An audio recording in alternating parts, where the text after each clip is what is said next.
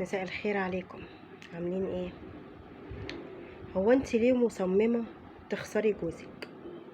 ليه مصممة يعني وبتزودي المبلة طين؟ والله العظيم يعني في ستات كتيرة قوي بتضيع رجالتها بايديها.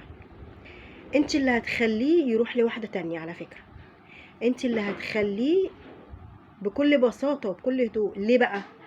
لانك انت ولا بتستحملي قرفه وهو جاي من الشغل، وما بتستحمليش زهقه ولا عصبيته، وكل اللي عليكي بس انا عاوزه هات، ناقص كذا، ما جبتش ليه وانت جاي، ما دفعتش كذا ليه، هو انا مش قلتلك نسيت تاني؟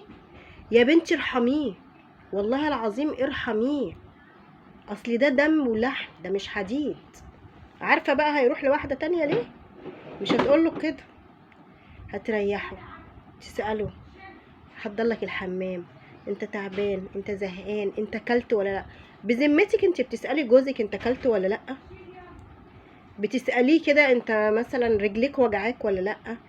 جسمك تعبان ولا لا؟ احضرلك الحمام؟ اقطع دراعاتي الاتنين، ما بيحصلش.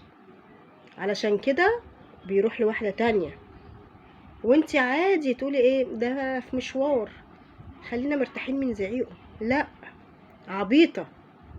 ده انت اعملي له البيت جنة عشان ما يبصش لواحدة تانية، عشان ما يلاقيش راحته بره. افهمي بقى.